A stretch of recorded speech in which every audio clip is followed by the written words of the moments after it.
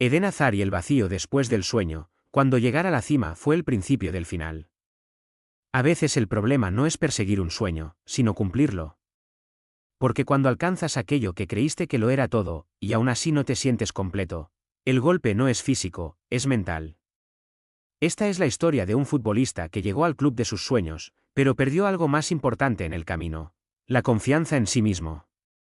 Bienvenidos a la otra cara del fútbol.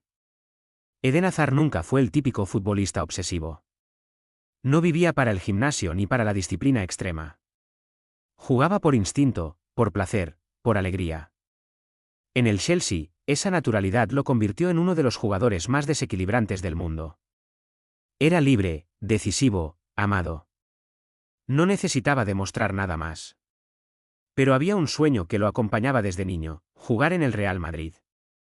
No como objetivo deportivo, sino como ideal personal. El club que veía de pequeño. El lugar donde sentía que pertenecía. Y cuando finalmente se dio el fichaje en 2019, Hazard creyó que había llegado al punto más alto de su carrera. Sin saberlo, también estaba entrando en el momento más frágil de su vida profesional. Desde el primer día, la presión fue distinta. Ya no bastaba con jugar bien. Tenía que reemplazar a Cristiano Ronaldo.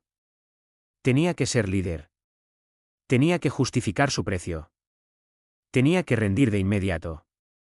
Y para un jugador que siempre funcionó desde la comodidad emocional, ese entorno fue un shock. Las críticas llegaron rápido. Su estado físico fue cuestionado. Cada kilo de más se convirtió en portada. Cada partido sin brillo, en un juicio público. Hazard empezó a sentir que el margen de error era cero. Y cuando un futbolista siente eso, el cuerpo se tensa, la mente se bloquea. Las lesiones comenzaron a aparecer. Primero leves. Luego graves. Y con cada recaída, el problema dejaba de ser físico. Porque el verdadero miedo ya no era lesionarse, sino no volver a ser el mismo. Entrar al campo con la duda de si el cuerpo responderá cambia todo. Juegas más lento. Piensas más. Disfrutas menos. Hazard pasó de ser protagonista a ser espectador. Veía los partidos desde el banquillo o la grada, escuchando cómo su nombre ya no generaba ilusión, sino frustración. El silencio del estadio pesaba más que los abucheos. Porque el silencio indica que la gente dejó de esperar algo de ti. Mentalmente, empezó a apagarse. No porque no quisiera, sino porque no encontraba el camino de regreso. Cada intento fallido reforzaba una idea peligrosa: quizá ya no puedo.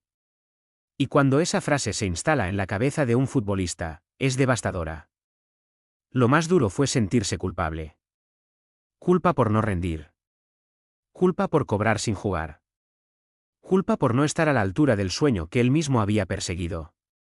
Hazard no era un jugador sin compromiso, era un jugador perdido emocionalmente. A diferencia de otros, no supo convertir la presión en rabia competitiva.